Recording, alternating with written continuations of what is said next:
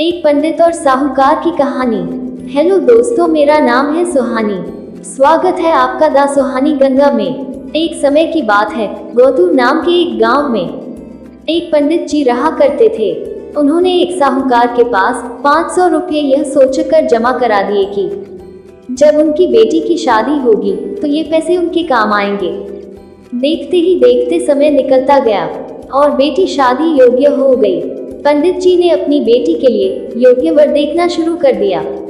उन्हें अपनी पुत्री के लिए एक लड़का पसंद भी आया, जिसके बाद पंडित जी साहूकार के पास अपने पैसे लेने गए। साहूकार ने उन्हें पैसे देने से इनकार करते हुए कहा, मेरे पास आपने कोई पैसे जमा नहीं कराए।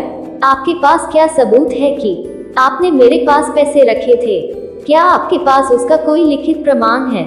साहूकार की ये बातें सुनकर पंडित जी परेशान हो जाते हैं और वे समझ जाते हैं कि साहूकार ने उनके पैसे हड़प लिए हैं। एक दिन पंडित जी मंदिर से घर लौट रहे थे, तभी उनके दिमाग में विचार आया कि उन्हें उस साहूकार की शिकायत राजा से करनी चाहिए। हो सकता है राजा इस परेशानी का कोई हल निकाल दे। पंडित जी बिना देरी किए राजा से मिलने के लिए पहुंच गए और वहां जाकर उन्होंने अपनी परेशानी राजा के सामने रखी। पंडित जी की बात सुनकर राजा ने कहा कि कल नगर के लिए हमारी सवारी निकलेगी। तुम उस समय उस साहूकार की दुकान के सामने जाकर खड़े हो जाना। राजा की बात सुनकर पंडित जी अपना झोला उठाकर घर को निकल गए। अगले दिन राजा की सवारी निकली। नगर वासियों ने उन्हें फूलों की माला पहनाई, वह आरती उतारी। पंडित जी राजा के कहे अनुसार उस दुकान के सामने खड़े हो गए।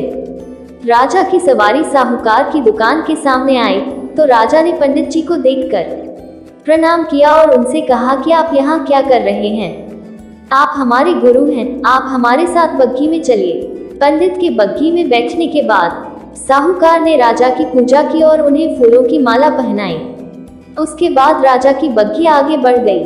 पंडित जी को कुछ दूर आगे जाने के बाद राजा ने बग्घी से उतार दिया और बोला कि मैंने अपना काम कर दिया है, अब आगे देखो क्या होता है। पंडित और राजा के संबंध को देखकर साहूकार सोच में पड़ गया और उसे घबराहट होने लगी कि कहीं पंडित उसकी शिकायत राजा से न कर दे। वह घर जाकर रात भर सो नहीं पाया। सुबह दुकान पर जाकर सबसे पहले साहूकार ने अपने मुनीम को पंडित जी को सह सम्मान दुकान में लाने के लिए कहा। मुनीम पंडित जी को ढूंढने निकल गया। कुछ देर बाद पंडित जी उसे नगर में एक पेड़ की छाव में आराम करते हुए नजर आए। मुनीम ने पंडित जी को कहा कि साहूकार ने उनको दुकान में लेकर आने के लिए भेजा है। मुनीम पंडित जी को सम्मान के साथ दुकान लेकर जाता है। साहूकार पंडित जी को आदर सम्मान के साथ बिठाते हुए कहता है, मैंने पुराने खाते की अच्छी तरह जांच की और उसमें आपने मुझे 500 रुपये दिए थे, इसकी जानकारी मिली है। यह पैसा पिछले 10 सालों से मेरे पास जमा है, जिस वजह से इसका ब्याज मिलाकर यह 12,500 रुपये हो गए हैं। फिर साहूकार उन्हें 13,500 रुपये देते हुए कहता है कि आपकी बेटी मेरी भी बेटी की तरह है, तो ये 1,000 रुपये मेरी तरफ से उसकी शादी के लिए हैं। साहूकार ने पंडित जी को 13,500 रुपये देकर बड़े ही प्रेम के साथ विदा किया।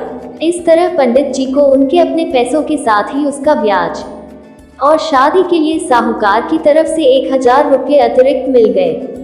दोस्तों, हमें इस कहानी से यह सीख मिलती है, अगर कोई किसी को परेशान कर रहा है तो उसके सामने गिड़गिड़ाने की बजाय ऐसे व्यक्ति से मदद मांगे जो इस समस्या से उसे निकाल सकता है। अगर कहानी आपको अच्छी लगी हो तो प्लीज़ एक प्यारा सा लाइक जरूर कीजिएगा। धन्यवाद।